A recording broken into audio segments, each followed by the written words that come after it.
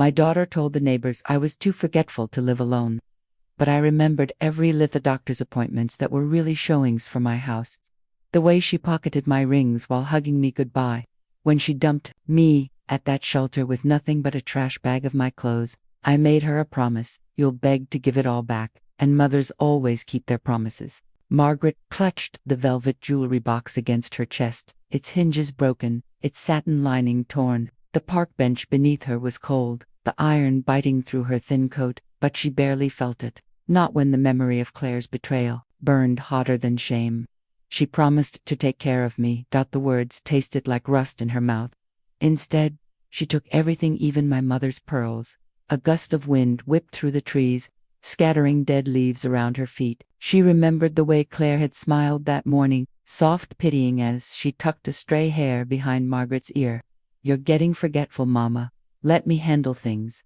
Then, the locks changed, the bank account drained, the jewelry box pried open, her mother's pearls gone, sold before Margaret's hospital discharge papers were even signed.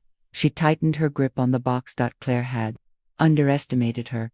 That was her first mistake. The broken jewelry box trembled in Margaret's hands as she stared at the empty velvet interior, where her mother's pearls had once rested. The wind howled through the park, but all she could hear was Claire's saccharine voice from 6 months ago. Mama, you shouldn't be alone in that big house. Margaret had known struggle her whole life. When Richard died of a heart attack 2 days after Claire's 12th birthday, she became a ghost of herself, working the morning shift at St. Luke's Hospital cafeteria and nights cleaning office buildings downtown. Her knees still ached from 30 years of scrubbing floors, her hands permanently marked by bleach burns. We'll take care of you, Claire had cooed last winter, her manicured fingers tracing the antique tea set Margaret's grandmother brought from Ireland. Sell the house, move in with us. Think of all the memories we'll make. Margaret remembered the exact moment she'd hesitated. The way Claire's husband, David, had exchanged glances with their financial advisors, how Claire's smile didn't reach her eyes when she added, "At your age, stairs are dangerous." The house sold for less than market value. A quick sale is best. David had insisted, and Margaret's furniture disappeared into storage units she couldn't access. The first red flag came when Claire accidentally deposited the sale proceeds into a joint account. Just temporary, Mama, for your medical bills. Medical bills Margaret never saw. She'd been given the smallest bedroom in Claire's McMansion, next to the laundry room where the dryer buzzed until midnight. Her jewelry box sat untouched for months, until the fall. Margaret's fingers traced the jagged edge of the broken hinge. That morning played on loop in her mind. Claire's too tight hug, the sudden dizziness after drinking the tea her daughter made, waking up in the ER with a concussion. When she returned home 3 days later, her room had been ransacked. The jewelry box forced open, her late husband's watch, her mother's pearls, even the cheap garnet earrings she'd bought herself on her 50th birthday, gone. You must have misplaced them, Claire sighed, already turning back to her phone. Memory issues are common at your age. That night, Margaret found the pawn shop receipt in Claire's desk drawer while borrowing stamps. The dates matched her hospital stay. The prices made her sick. Her mother's pearls pawned for less than a tank of gas. The shelter intake worker had been kind when Margaret arrived with nothing but her purse and the stolen jewelry box. Family trouble? She'd asked softly. Margaret had simply nodded, clutching the box like the last relic of a life before betrayal. Now, sitting on this park bench watching twilight bleed across the sky, she reached into her coat pocket. Her fingers closed around the business card she'd taken from Claire's Rolodex last week. Estate planning attorney, specializing in elderly. Slow smiles spread across Margaret's face as she pulled out her flip phone. Some lessons had to be taught the hard way, and mothers always collected what they were owed. The call from the bank came on a Tuesday. Margaret sat in the sterile glow of Claire's granite-countered kitchen, her hands wrapped around a mug of tea that had long gone cold. The banker's voice was polite, clipped, almost apologetic. "Mrs. Whitmore, I'm afraid there's been a withdrawal from your joint account, a rather significant one." She didn't need to ask who had done it. The numbers he recited, $42,800, made her stomach drop. The exact amount left from the sale of her house. When, she asked, her voice steady in a way her hands weren't. "This morning." Margaret set the phone down. Across the room, Claire's designer handbag sat on the entryway table, her car keys tossed carelessly beside it. The spare key to Margaret's safety deposit box, the one she'd sworn she hadn't touched, was missing from its hook. She should have known. The fall happened 3 days later. Margaret still wasn't sure how Claire had orchestrated it, if she'd slipped something into her coffee, if the throw rug at the top of the stairs had been deliberately loosened. All she remembered was the sudden lurch in her stomach, the world tilting violently, and then darkness. She woke up in the hospital with a throbbing headache and a nurse shining a light in her eyes. "Your daughter said you've been dizzy lately," the nurse murmured, checking her. "She's very worried about you." Margaret's mouth was dry. "Where is she?" "Oh, she left hours ago. Said she had to handle some things for you." A cold dread settled in her chest when the hospital discharged her the next morning. Claire wasn't there to pick her up. Margaret took a cab, her fingers clenched around the straps of the plastic bag holding her belongings, a change of clothes, her wallets, the hospital paperwork. The driver kept glancing at her in the rearview mirror, his expression unreadable. "You okay, ma'am?" She didn't answer. When the cab pulled up to Claire's house, the first thing she noticed was the unfamiliar car in the driveway. The second was the pile of black trash bags heaped on the front porch. Her stomach twisted. Margaret barely remembered paying the driver, barely remembered walking up the path. Her hands shook as she reached for the front door, only to find the locks changed. The neighbor, Mrs. Langley, peeked through her curtains, then hurried outside when she saw Margaret standing there. "Oh, Margaret," she whispered, wringing her hands. "Claire said, well, she said you weren't coming back, that you'd been placed somewhere." Margaret stared at her. "Placed?" Mrs. Langley hesitated, then leaned in, her voice low. "She told everyone you had dementia, that you weren't safe on your own anymore." The words hit like a slap. Margaret turned back to the trash bags, her breath coming too fast. She yanked one open and recoiled. Inside were her clothes, her photo albums, the quilt her mother had stitched by hand, all of it thrown away like garbage. Her knees buckled. Mrs. Langley reached for her. But Margaret stepped back, her vision tunneling. "My own daughter," she whispered, "buried me alive." The shelter was a squat, beige building on the edge of town. Margaret sat on the edge of the cot they'd given her, the jewelry box clutched in her lap. Around her, women murmured to each other, their voices tired, their faces lined with stories just like hers. She opened the box. Inside, nestled in the torn lining, was the one thing Claire hadn't found: the key to Richard's old storage unit, the one she'd paid for in cash. Under a name no one knew, Margaret closed her fingers around it. Claire had made her first mistake. She'd assumed her mother had nothing left to lose. The storage unit smelled of dust and old paper, a scent that clung to the back of Margaret's throat as she clicked on the bare bulb overhead. Boxes lined the walls, untouched for years. Richard's things, mostly the remnants of a life packed away but never forgotten. She moved to the far corner, her knees protesting as she crouched. The floorboard came up easier than she expected. Beneath it lay a fireproof lockbox. Margaret's fingers shook as she dialed the combination: Richard's birthday, Claire's birthday, then finally, the date they'd buried him. The latch sprang open. Inside, 3 things waited. A faded envelope containing an uncashed check from her sisters. Estate $28,000, written 5 years ago and forgotten. A stack of bank ledgers from her teller days, filled with notes in her tight, precise handwriting. A business card, yellowed at the edges. Martin Voss, attorney at law. She traced the embossed lettering with her thumb. Marty had been Richard's best friend, the one who'd promised, "You ever need help, Maggie, you call." She hadn't, not when Richard died, not when Claire was accepted to college and the tuition bills nearly broke her. But now, she lifted the shelter's battered payphone receiver and dialed. Marty met her at a diner off the interstate, the kind of place with sticky vinyl booths and coffee strong enough to strip paint. He looked older, thinner, his hair gone fully gray, but his handshake was firm. "Christ, Maggie," he said, sliding into the seat across from her. "You look like hell." Margaret didn't smile. She pushed the ledgers across the table. "Claire stole from me." Marty flipped through the pages, his frown deepening. The numbers didn't lie. Dates, withdrawals, transfers, all in Claire's handwriting. All from accounts that should have been untouchable. She had access. "I was stupid," Margaret said quietly. Marty's jaw tightened. "We'll file a police report for the theft. Contest the power of attorney." No. Margaret reached into her purse and slid the uncashed check across the table. "I don't want her arrested," she said. "I want her to hurt." Marty stared at her. Then, slowly, he grinned. Tell me what you need. The plan took shape over watery diner coffee. The money trail. Margaret's ledgers proved Claire had siphoned funds for months. The check would cover legal fees and a private investigator to trace where the rest had gone. The safety deposit box, a second key, hidden in Richard's old toolbox, opened a box Claire didn't know existed. Inside, the original deed to Margaret's house never properly transferred. Her grandmother's diamond earrings, and a life insurance policy Claire had tried and failed to cash. The bait Marty would send Claire a letter, politely inquiring about discrepancies in Margaret's estate. She panicked, he said. Panicked, people make mistakes. Margaret folded her hands around her coffee cup. The warmth seeped into her skin. Claire forgot, she murmured. I balanced ledgers for 30 years. I know how to trace stolen money. Outside, a car horn blared somewhere. Claire was probably sitting in Margaret's her house, admiring the pearls she'd pawned for pennies. Margaret allowed herself a small, cold smile. Let her enjoy them while she could.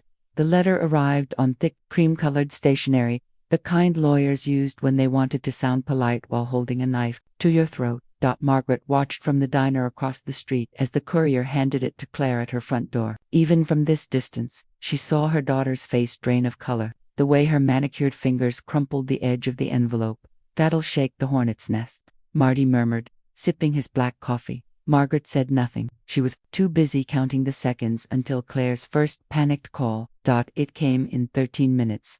Voicemail number 10:07 a.m. Mama, Voff, what is this? Some lawyer Marty Voss is accusing me of stealing from you. You know I'd never. Margaret deleted it. Voicemail number 10:29 a.m. Okay, fine. Maybe I borrowed a little, but you owed me. After everything. Deleted. Voicemail number 3:11:45 a.m. Screaming, how could you do this to family? Margaret smiled and slipped the phone back into her pocket. Marty moved fast. By noon, he'd filed an emergency injunction freezing Claire's accounts, including the $42,800 she'd stolen, still sitting pretty in her business savings. By 3, he'd subpoenaed the pawnshop records, complete with Claire's signature on the receipts. By 5, Margaret sat in a too-cold conference room while a stone-faced judge reviewed the forged power of attorney documents Claire had used to loot her mother's accounts. This is elder exploitation, Marty said, sliding a notarized affidavit across the table. Clear as day. The judge's lips thinned. And the property, Margaret straightened. This was the part she'd been waiting for. The investment property was a sleek downtown condo, bought 6 weeks after Margaret's house sold. Claire had listed it on Airbnb as luxury off-bar retreat, $300 a night, paid directly into an account Margaret's name wasn't on. Marty had the eviction notice served at 7 a.m.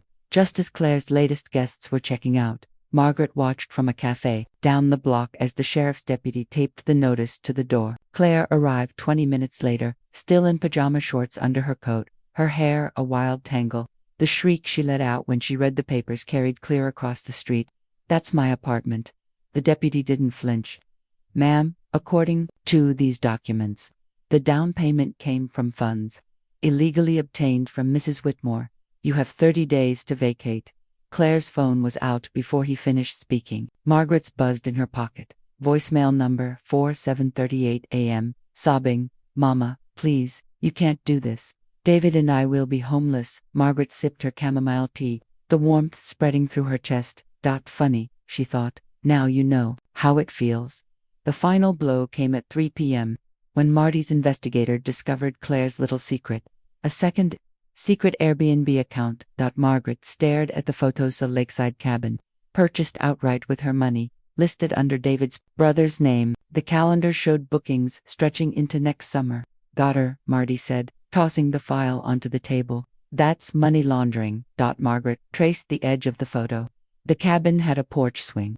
Richard had always wanted a porch swing. She looked up. What happens now? Marty grinned. Now we go nuclear. He dialed the IRS. The studio apartment smelled of fresh paint and lemon-scented cleaner, its single large window offering a perfect view of the glass-fronted real estate office where Claire worked. Margaret adjusted the blinds, just so enough to see out, but not enough to be immediately noticed from across the street. She hung her mother's recovered pearls on the corner of the mirror first thing every morning. Their creamy luminescence caught the dawn light as she dressed, whispering the same words each time. Harder to kill than you think. The first day, Claire didn't notice her, too busy strutting into work in her designer heels, tossing her newly highlighted hair as she laughed with colleagues. Margaret sipped her tea and watched. The second day, Claire paused mid-step on the sidewalk, her head snapping up as if pulled by an invisible string. Margaret didn't move, just raised her teacup in a mock toast, her pearls glinting in the sunlight. Claire dropped her coffee. By the end of the week, the changes were noticeable. Claire started taking the back entrance. She stopped eating lunch at her usual cafe across the street. Her perfectly manicured fingers developed a nervous habit of twisting the diamond pendant at her throat. The one Margaret recognized as her own, lost months ago. Margaret kept her vigil like a stone monument. Morning until closing, she sat in that window with her ledgers spread before her, making notes in the same tight script she'd used for 30 years at the bank. Sometimes she'd catch Claire staring up from the sidewalk, frozen like a deer in headlights. On day 10, David showed up. Margaret saw him storm into Claire's office, his face mottled red even from across the street. Through the glass walls, she watched their argument unfold in pantomime, Claire's hands fluttering like trapped birds, David jabbing a finger at his phone, the IRS notice, no doubt, then slamming his fist on her desk, hard enough to make her assistant jump. When David stormed out, Margaret was waiting in the lobby of Claire's building, calmly reading a newspaper. "You look tired, David," she said without glancing up. "Trouble sleeping?" His face went slack with horror before he practically ran to his car. The emails started, arriving on day 14. From Claire Whitmore at premierrealty.com. Subject: "Please mama, we need to talk. You're being unreasonable. I'm your daughter." Margaret replied with a single attachment, the pawnshop receipt for her mother's pearls. The next one came at 3:17 a.m. "You're going to ruin me over some stupid jewelry. After everything I did for you." Margaret waited until noon to respond, a scanned copy of Claire's forged signature on the power of attorney documents, circled in red. The office across the street descended into chaos. Clients canceled appointments. Claire's name disappeared from the top agents' board. Margaret watched it all from her window while wearing the recovered pearls with a crisp blazer, looking every inch the retired banker she was. On day 21, the breaking point came. Margaret was watering the single orchid Marty had gifted her for dramatic effect. He'd said when Claire finally crossed the street, she burst into the studio apartment without knocking, her manicure chipped, her expensive blazer wrinkled. "What do you want?" she screamed, tears cutting through her makeup. "Money, the house. You want me to beg?" Margaret set down her watering can. With deliberate calm, "I want you to understand what you took from me." She touched the pearls at her throat. "Not just these, not just the money. My dignity, my safety, my trust." Claire's breath came in ragged gulps. "I was going to pay you back." "No." Margaret stepped closer, close enough to smell Claire's stale perfume. "You were going to bury me, just like you told everyone I was too senile to notice." She reached into her desk drawer and pulled out a single sheet of paper, the deed to the lakeside cabin, now legally back in her name. "Pack your things, Claire. You have until Friday." When the door slammed behind her daughter, Margaret didn't flinch. She simply returned to her window seat, adjusted her pearls, and watched as Claire collapsed, sobbing on the sidewalk below. The security guard had to help her up. The knock came at midnight. Margaret set aside her ledger, the one where she'd just finished calculating how much Claire owed her, and peered through the peephole. Ethan stood on the other side, his shoulders hunched, his hands shoved deep in his hoodie pockets. At 16, he was all knees and elbows. Too tall for the boy she remembered, but still carrying the same stuffed rabbit under one arm. The one she'd given him when he was 5 and afraid of thunderstorms. She opened the door. For a long moment, they just stared at each other. Then his face crumpled. "She lied to me." Margaret stepped aside, letting him stumble in. He smelled like sweat and the cheap laundry detergent Claire had started buying after the accounts froze. "About what?" she asked, though she already knew. Ethan dug into his pocket and flung something onto the coffee table, a glossy brochure for a Cancun resort. The dates circled in red. Spring break, the same week Claire had pawned the pearls. "She sold your jewelry for this," he choked out. "Told me you gave it to her. Said you wanted us to have something nice after taking care of you." Margaret's chest tightened. She reached for the brochure, her fingers brushing over the turquoise waters. the smiling couples holding cocktails, and you believed her. Ethan flinched. Then, in a voice so small it barely reached her, she said, "You didn't love us anymore." The words hung between them, sharp as broken glass. Margaret remembered the last time she'd seen Ethan before the nursing home, how he'd hugged her extra tight at the door, how Claire had pulled him away with a grandma's tired sweetheart. She reached out slowly, giving him time to pull away. When he didn't, she cupped his face in her hands, her thumbs brushing away tears. "Listen to me," she said. "You are the best, the thing I ever helped make, and no one, not your mother, not anyone gets to tell you different." Ethan's breath hitched. Then he collapsed against her, his sobs shaking them both. Margaret held him, her fingers carding through his overgrown hair. Over his shoulder, she caught sight of Claire's office across the street, the lights still on, her silhouette pacing behind the blinds. A fresh wave of fury rose in her throat, but she swallowed it down. This wasn't about Claire anymore. It was about the boy in her arms, the one Claire had tried to weaponize. Just like everything else, Margaret pressed a kiss to Ethan's temple. "You're staying here tonight," she murmured. "I'll make up the couch." And if her voice shook, if her own tears dampened his hair, well, some things were worth breaking the rules for. The IRS audit notice arrived unembossed, stationary. Margaret knew before Claire even called, the way her daughter's shadow froze behind the office blinds, the way her phone clattered to the desk. For 3 days, she watched the chaos unfold from her window, Claire's frantic meetings with accountants, the way her colleagues slowly distanced themselves, the hushed whispers when she walked by. Then, on the 4th morning, the email popped up in Margaret's inbox, from State Licensing Board, subject, complaint resolution. #44792. She didn't need to open it to know what it said. The way Claire staggered out of her office building an hour later, her face ashen, told her everything. Her real estate license had been revoked. Marty arrived at Margaret's apartment that evening with a bottle of cheap champagne and a manila folder, thick with documents. "They found everything," he said, popping the cork. "The undeclared rental income, the forged signatures, the shell accounts." He handed her the folder. "But you'll appreciate this part." Inside was a single sheet of paper. Divorce petition filed by David that afternoon. Reason for dissolution: irreconcilable differences, due to financial instability and fraudulent behavior, by respondent Margaret. Traced the words with her finger. David had always been a coward. She imagined him packing his golf clubs while Claire screamed, just like he'd done when she'd miscarried their second child. Some men only knew how to run. He's claiming he knew nothing, Marty snorted. "Says Claire tricked him to." Margaret closed the folder. Outside, rain began to patter against the window. Across the street, Claire's office lights still burned bright. "She come tonight," she said. Claire arrived at 11:37 p.m., her hair plastered to her face from the rain, her mascara bleeding down her cheeks. She didn't knock, just threw open the door and stood there, shaking. "Happy now?" she spat. Margaret set down her tea. "Not yet." Claire's breath came in ragged gulps. "They're charging me with felony fraud, Mama. I could go to prison." "I know. David left me." "I know." Claire's knees buckled. She caught herself on the doorframe, her manicured nails digging into the wood. "Why are you doing this?"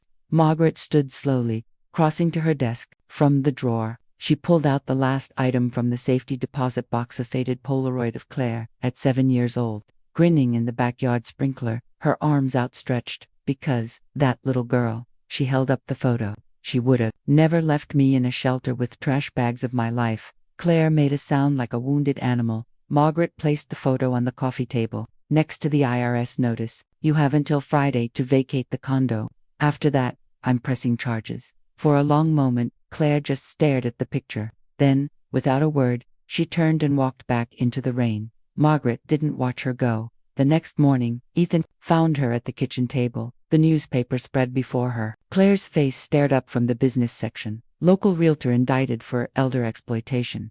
He hesitated in the doorway. "Is she really going to jail?" Margaret folded the paper. "That depends on her." "On what?" "Whether she finally learns to tell the truth." Ethan sank into the chair across from her. "And if she doesn't?" Margaret reached for the teapot, pouring him a cup. Outside, the first rays of sun broke through the clouds, glinting off the pearls around her neck. Then she wished she had the shelter's industrial dishwasher. Groaned as Margaret loaded another tray of meal trays, the steam curling around her. Pearls, Across the communal dining area, Ethan helped Mr. Petrovsky, retired engineer who'd been scammed by his nephew, navigate the new hearing aid app on his phone. You make the buttons bigger here, see? Ethan's patient voice carried over the clatter of silverware. Margaret smiled into the soapy water. 3 months ago, she'd been the one eating off these trays.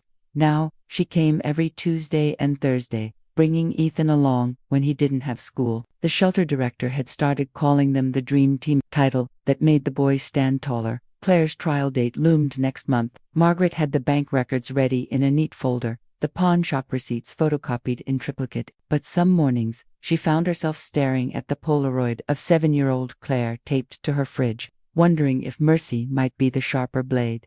The lakeside cabin smelled of pine and fresh paint when they arrived for the first weekend retreat. Margaret ran her hand along the porch swing, newly reinforced to hold wheelchair weights as 12 elderly fraud victims shuffled off the donated shuttle bus.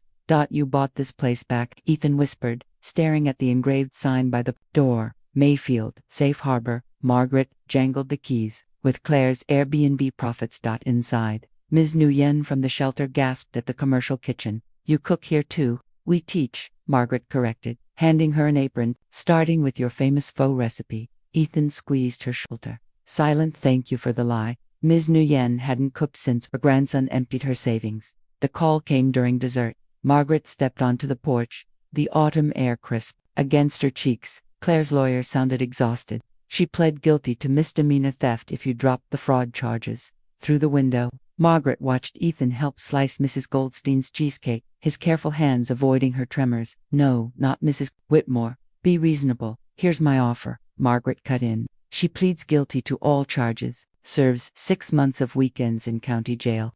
And when she's released, she watched a leaf spiral onto the swing. She spends every Sunday here, serving meals to the people she helped steal from. The lawyer was silent, so long Margaret thought he'd hung up.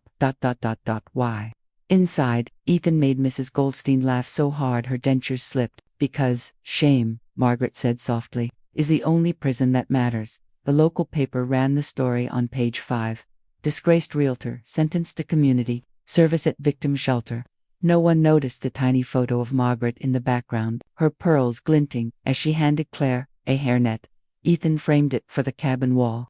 You're really making her work here? He asked one night as they folded donated blankets. Margaret tucked a corner neatly. Mercy without justice is just another kind of cruelty. He considered this, then nodded.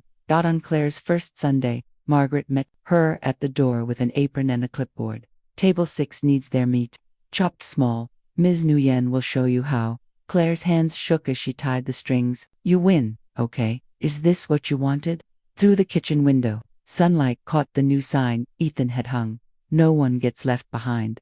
Margaret adjusted her pearls. No, Claire, she said, handing her a knife. This is what you needed. And as her daughter walked toward the dining room back straight, eyes forward, Margaret finally understood the difference between revenge and redemption. Claire thought homelessness was her ending. But when you steal from a woman who's survived worse, you're just giving her a reason to rise.